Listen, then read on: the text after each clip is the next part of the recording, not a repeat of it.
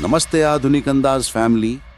आज हम लेकर आए हैं एक ऐसी दहला देने वाली कहानी जिसमें होगा एक तवायफ का रहस्यमय अतीत, एक अघोरी की डरावनी साधना और एक भोला भाला इंसान रूपम जो अनजाने में फंस जाता है मौत और माया जाल के खेल में। क्या रूपम इस डरावनी लात से जिंदा बच पाएगा या बनेगा उस तवायफ और अघोरी के तांडव का हिस्सा? रूपम 28 वर्ष, मासूम चेहरा, गांव का सीधा साधा लड़का, पहली बार शहर आया है। उसका सपना है कि वो एक अच्छा सिंगर बने।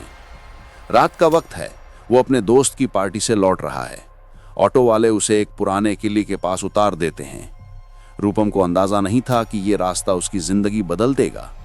अचानक उसे एक टूटी हवेली दिखती है जिसकी खिड़कियों में लालटेन की मध्यम रोशनी टिमटिमा रही है। भीतर से हारमोनियम की डरावनी धुन सुनाई देती है। रूपम धीरे धीरे हवेली की ओर बढ़ता है। दरवाजा अपने आप छर की आवाज के साथ खुल जाता है। अंदर एक खूबसूरत तवायफ जमीला गाना गा रही है। उसकी आंखों में गम और चेहरा मानो किसी दर्द की कहानी कह रहा हो। जमीला, आ गए हो? बहुत दिनों से कोई मेहमान नहीं आया यहाँ। रूपम डरते डरते बैठ जाता है। जमीला उससे बात करने लगती है, उसका दर्द सुनाती है। अचानक हवेली में राख उड़ती है और पीछे से एक डरावनी आवाज आती है। अघोरी भैरवनाथ प्रकट होता है। उसकी आंखें लाल, गले में खोपड़ियों की माला और हाथ में त्रिशूल। भैरवनाथ, जमीला, आज अमावस्या है, आज तेरा श्राप खत्म होगा। कमरे की हर चीज हिलने लगती है। दीवारों पर खून के धब्बे दिखने लगते हैं। जमीला की हंसी डरावनी बन जाती है। रूपम चिल्लाता है, मुझे जाने दो। भैरवनाथ और जमीला आमने सामने मंत्रोच्चार करने लगते हैं। तवायफ का रूप विकृत होने लगता है, उसके चेहरे से खून बहने लगता है। रूपम भागने की कोशिश करता है लेकिन हवेली का दरवाजा बंद हो चुका है।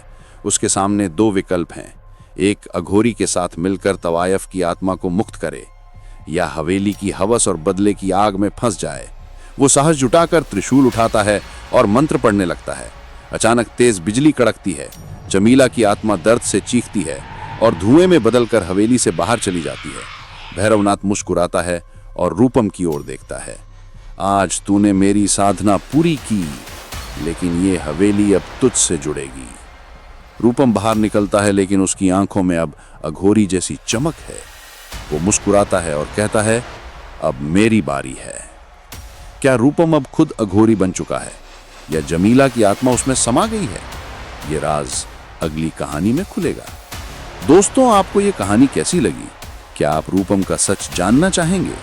कमेंट में बताइए और पार्ट 2 के लिए तैयार रहिए। अगर आपको इस तरह की हॉरर कहानियां पसंद आती हैं तो वीडियो को लाइक कीजिए, कमेंट में बताइए सबसे डरावना सीन कौन सा लगा और चैनल को सब्सक्राइब करना मत भूलिए, क्योंकि आपके सब्सक्राइब से हमें अगली डरावनी कहानी बनाने का हौसला मिलता है।